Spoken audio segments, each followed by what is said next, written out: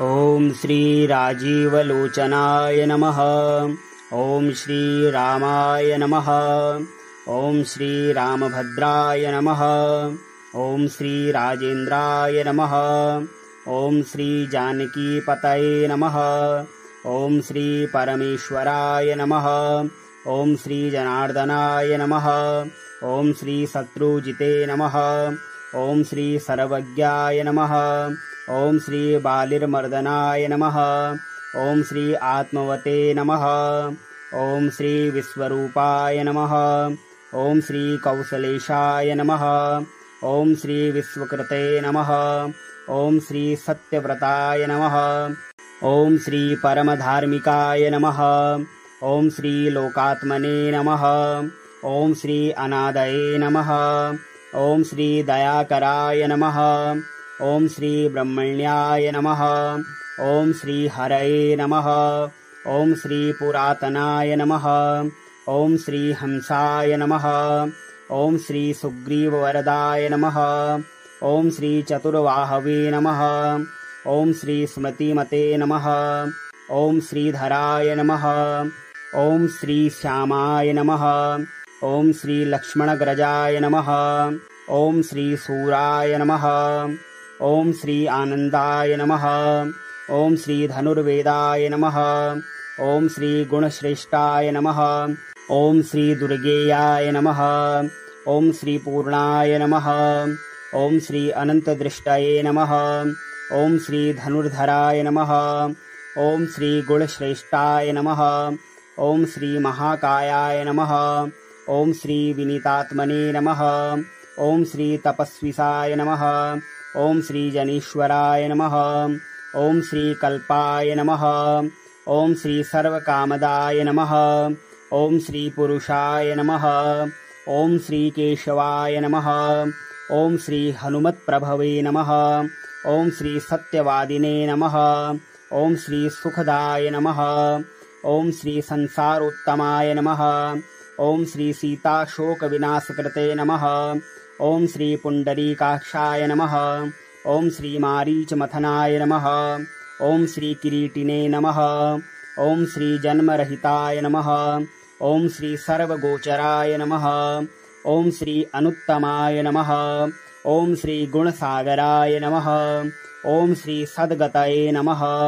ॐ श्री उपेन्द्राय नमः। ॐ श्री गोविन्दाय नमः।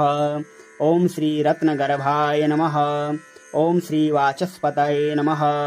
ॐ श्री जानकीवल्लभाय नमः।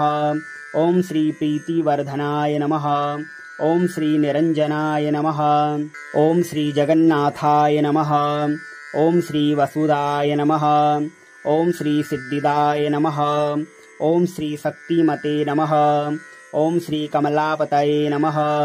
ॐ श्री मत्स्यरूपाय नमः। ॐ श्री नरनारायणाय नमः। ॐ श्री व्यासाय नमः। ॐ श्री पृथु नमः।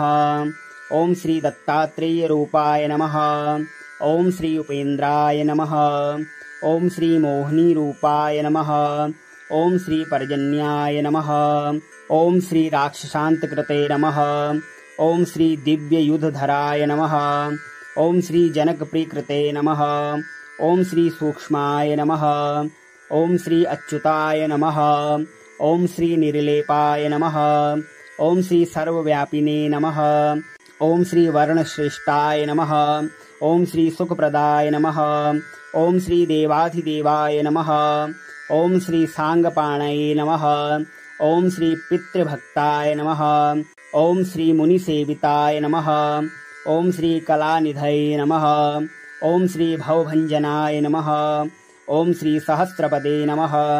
ॐ श्री अधर्मशत्रवे नमः। ॐ श्री हिरण्यगर्भाय नमः। ॐ श्री शिवपूजारलाय नमः। ॐ श्री भवानी प्रियकृते नमः। ॐ श्री नीललोहिताय नमः। ॐ श्री कलाधराय नमः। ॐ श्री सुलभाय नमः। ॐ श्री पापनाशकृते नमः। ॐ श्री चतुर्वर्गफलाय नमः। ॐ श्री परमार्थगुरवे नमः। ॐ श्री मधुसूदनाय नमः। ॐ श्री भुवनेश्वराय नमः। ॐ श्री प्रीतिवर्धनाय नमः। ॐ श्री राजीवलोचनाय नमः। ॐ श्री रामाय नमः। ॐ श्री रामभद्राय नमः। ॐ श्री राजेन्द्राय नमः। ॐ श्री जानकीपतये नमः। ॐ श्री परमेश्वराय नमः। ॐ श्री जनार्दनाय नमः। ॐ श्री शत्रुजिते नमः। ॐ श्री सर्वज्ञाय नमः। ॐ श्री बालिर्मर्दनाय नमः। ॐ श्री आत्मवते नमः। ॐ श्री विश्वरूपाय नमः। ॐ श्री कौसलेशाय नमः। ॐ श्री विश्वकृते नमः। ॐ श्री सत्यव्रताय नमः। ॐ श्री परमधार्मिकाय नमः। ॐ श्री लोकात्मने नमः। ॐ श्री अनादये नमः। ॐ श्री दयाकराय नमः। ॐ श्री ब्रह्मण्याय नमः। ॐ श्री हरये नमः। ॐ श्री पुरातनाय नमः। ॐ श्री हंसाय नमः। ॐ श्री सुग्रीववरदाय नमः। ॐ श्री चतुर्वाहवे नमः। ॐ श्री स्मृतिमते नमः। ॐ श्रीधराय नमः। ॐ श्री श्यामाय नमः। ॐ श्री लक्ष्मणग्रजाय नमः। ॐ श्री सूराय नमः। ॐ श्री आनन्दाय नमः। ॐ श्री धनुर्वेदाय नमः। ॐ श्री गुणश्रेष्ठाय नमः। ॐ श्री दुर्गेयाय नमः। ॐ श्री पूर्णाय नमः। ॐ श्री अनन्तदृष्टये नमः। ॐ श्री धनुर्धराय नमः। ॐ श्री गुणश्रेष्ठाय नमः। ॐ श्री महाकायाय नमः। ॐ श्री विनीतात्मने नमः। ॐ श्री तपस्विसाय नमः। ॐ श्री जनीश्वराय नमः। ॐ श्री कल्पाय नमः। ॐ श्री सर्वकामदाय नमः।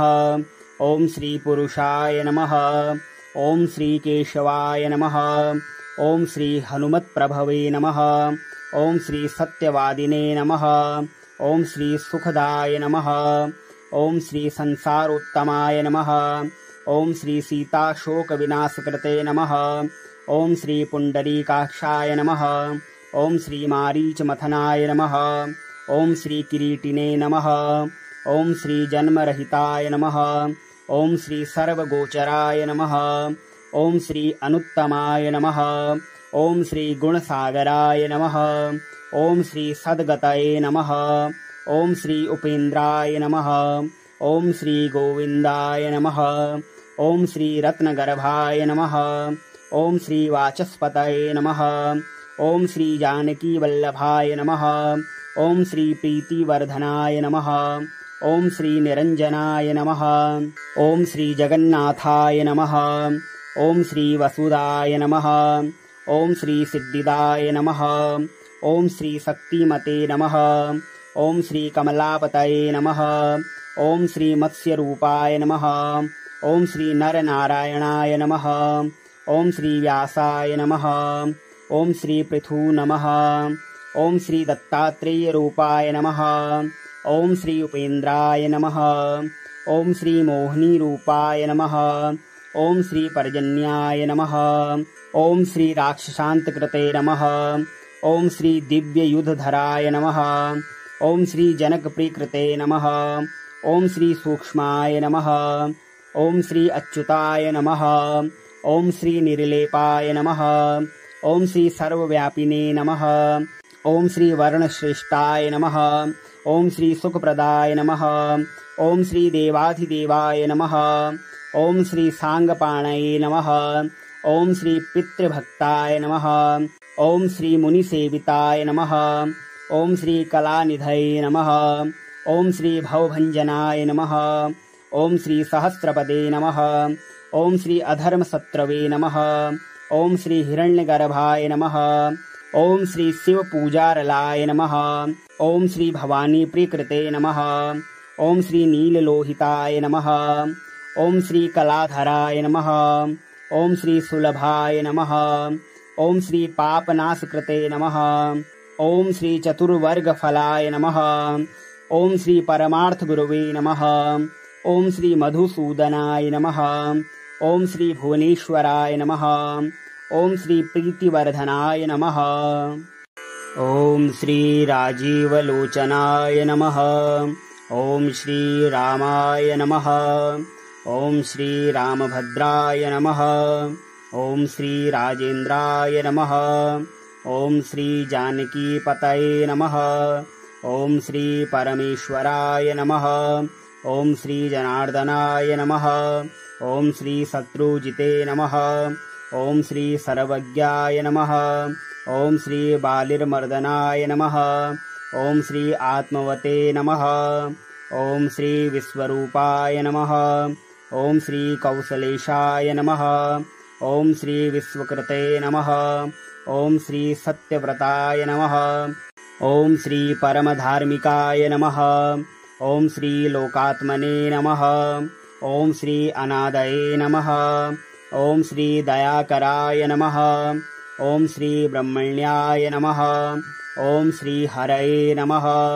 ॐ श्री पुरातनाय नमः। ॐ श्री हंसाय नमः। ॐ श्री सुग्रीववरदाय नमः। ॐ श्री चतुर्वाहवे नमः। ॐ श्री स्मृतिमते नमः। ॐ श्रीधराय नमः। ॐ श्री श्यामाय नमः। ॐ श्री लक्ष्मणग्रजाय नमः। ॐ श्री सूराय नमः। ॐ श्री आनन्दाय नमः। ॐ श्री धनुर्वेदाय नमः। ॐ श्री गुणश्रेष्ठाय नमः। ॐ श्री दुर्गेयाय नमः। ॐ श्री पूर्णाय नमः। ॐ श्री अनन्तदृष्टये नमः। ॐ श्री धनुर्धराय नमः। ॐ श्री गुणश्रेष्ठाय नमः। ॐ श्री महाकायाय नमः। ॐ श्री विनीतात्मने नमः। ॐ श्री तपस्विसाय नमः। ॐ श्री जनीश्वराय नमः। ॐ श्री कल्पाय नमः। ॐ श्री सर्वकामदाय नमः। ॐ श्री पुरुषाय नमः। ॐ श्री केशवाय नमः। ॐ श्री हनुमत्प्रभवे नमः। ॐ श्री सत्यवादिने नमः। ॐ श्री सुखदाय नमः। ॐ श्री संसारोत्तमाय नमः। ॐ श्री सीताशोकविनाशकृते नमः। ॐ श्री पुण्डरीकाक्षाय नमः। ॐ श्री मारीचमथनाय नमः। ॐ श्री किरीटिने नमः। ॐ श्री जन्मरहिताय नमः। ॐ श्री सर्वगोचराय नमः। ॐ श्री अनुत्तमाय नमः। ॐ श्री गुणसागराय नमः। ॐ श्री सद्गतये नमः। ॐ श्री उपेन्द्राय नमः। ॐ श्री गोविन्दाय नमः। ॐ श्री रत्नगर्भाय नमः। ॐ श्री वाचस्पतये नमः। ॐ श्री जानकीवल्लभाय नमः। ॐ श्री प्रीतिवर्धनाय नमः। ॐ श्री निरञ्जनाय नमः। ॐ श्री जगन्नाथाय नमः। ॐ श्री वसुदाय नमः। ॐ श्री सिद्धिदाय नमः। ॐ श्री शक्तिमते नमः। ॐ श्री कमलापतये नमः। ॐ श्री मत्स्यरूपाय नमः। ॐ श्री नरनारायणाय नमः। ॐ श्री व्यासाय नमः। ॐ श्री पृथु नमः। ॐ श्री दत्तात्रेयरूपाय नमः। ॐ श्री उपेन्द्राय नमः। ॐ श्री मोहिनीरूपाय नमः। ॐ श्री पर्जन्याय नमः। ॐ श्री राक्षसान्तकृते नमः। ॐ श्री दिव्ययुधधराय नमः। ॐ श्री जनकप्रियकृते नमः। ॐ श्री सूक्ष्माय नमः। ॐ श्री अच्युताय नमः। ॐ श्री निर्लेपाय नमः। ॐ श्री सर्वव्यापिने नमः। ॐ श्री वर्णश्रेष्ठाय नमः। ॐ श्री सुखप्रदाय नमः। ॐ श्री देवाधिदेवाय नमः। ॐ श्री सांगपाणये नमः। ॐ श्री पितृभक्ताय नमः। ॐ श्री मुनिसेविताय नमः। ॐ श्री कलानिधये नमः। ॐ श्री भवभञ्जनाय नमः। ॐ श्री सहस्रपदे नमः। ॐ श्री अधर्मशत्रवे नमः। ॐ श्री हिरण्यगर्भाय नमः। ॐ श्री शिवपूजारलाय नमः। ॐ श्री भवानी प्रियकृते नमः। ॐ श्री नीललोहिताय नमः। ॐ श्री कलाधराय नमः। ॐ श्री सुलभाय नमः। ॐ श्री पापनाशकृते नमः। ॐ श्री चतुर्वर्गफलाय नमः। ॐ श्री परमार्थगुरवे नमः। ॐ श्री मधुसूदनाय नमः। ॐ श्री भुवनेश्वराय नमः। ॐ श्री प्रीतिवर्धनाय नमः।